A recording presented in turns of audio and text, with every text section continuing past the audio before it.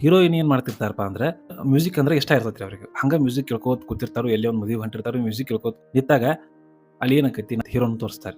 ನಮ್ ಹೀರೋ ಒಂದ್ ಮ್ಯೂಸಿಕ್ ಬಾರಿಸ್ತಾನ. ಆ ಮ್ಯೂಸಿಕ್ ಬಿಟ್ಟ ಹಾಕಿರ್ತೈತ್ರಿ. ಕಾಪಿರೈಟ್ ಬಂದ್ ಡಿಲೀಟ್ ಆಗಿದ್ರೆ ಗೊತ್ತಿಲ್ಲ, ಇದ್ರ ಇರ್ತೈತಿ ಕೇಳ್ರಿ. ಆ ಒಂದ್ ಹೀರೋ ಮ್ಯೂಸಿಕ್ ಬಾರಿಸಿರ್ತಾನಲ್ಲ, ಆ ಮ್ಯೂಸಿಕ್ ಬೀಟಿಗೆ ನಮ್ಮ ಹೀರೋಯಿನಿಯವರು ಕಳೆದ ಪ್ರೀತಿ ಬರ್ತೈತ್ರಿ. ಅಂದ್ರೆ ಅಂತ ಮ್ಯೂಸಿಕ್ ಅನ್ನ ಅವರು ಕೇಳಿರಂಗಿಲ್ಲ. ಅದರ ಸಂಬಂಧ ಸ್ವಲ್ಪ ಮನಸ್ಸಿಗೆ ಇಂಪಾಗಿ ಆ ಮ್ಯೂಸಿಕ್ ಅನ್ನ ಯಾರು ಬರ್ಸಾಕತ್ತಾರೋ ಅವ್ರನ್ನ ಹುಡುಕ್ಯಾಡ್ಕೊತ ಹೋಗ್ಬೇಕಂತ ಹೇಳಿ ಹೊಕ್ಕಳು. ಆದ್ರೆ ಅಲ್ಲಿ ಸಿಗಂಗಿಲ್ಲ. ಹಂಗ ನೆಕ್ಸ್ಟ್ ಸೀನ್ ಎಲ್ಲಿ ನಮ್ಗೆ ಶಿಫ್ಟ್ ಆಕೈತಿ ಅಂದ್ರೆ ಬಣ್ಣ ಇರ್ತೈತ್ರಿ. ಬಣ್ಣ ಹೊಡತ್ನಾಗ ನಮ್ಮ ಹೀರೋ ಏನ್ ಮಾಡಿರ್ತಾನ, ಒಂದು ಪಾರಿವಾಳಕ್ಕ ಬಣ್ಣ ಹಚ್ತಾನ. ಒಂದು ಪಾರಿವಾಳಕ್ಕೆ ಬಣ್ಣ ಹಚ್ಚಿದ ಬಳಕ ಆ ಪಾರಿವಾಳ ಹೋಗಿ ನಮ್ಮ ಕರೆಕ್ಟ್ ಹೀರೋಯಿನಿಯವರ ಮನಿ ಮ್ಯಾಗ ಕೊಡಿರ್ತೈತ್ರಿ. ಅದನ್ನ ಹಿಡ್ಕೊಂಡು ನಮ್ಮ ಹೀರೋಯಿನಿಯವರು ಅದಕ್ಕೆ ಶುಭ್ರವಾಗಿ ಜಳಕ ಮಾಡಿಸಿ, ಅಂದ್ರೆ ಅದನ್ನ ತೊಳೆದು ಬಣ್ಣ ಎಲ್ಲ ತೊಳೆದ್ರಿ ಅದಕ್ಕೊಂದು ತಮಗೆ ಹಚ್ಕೊಂಡಿದ್ದಂತ ಒಂದು ಬಿಂದಿರಿ, ಬಿಂದಿ ಅಂದ್ರೆ ಟಿಕಿಳಿಯನ್ನ ಆ ಒಂದು ಬಿಂದಿಯನ್ನ ಆ ಒಂದು ಪಾರಿವಾಳಕ್ಕೆ ಹಚ್ಚಿ ಕಳಿಸ್ತಾಳ್ರಿ.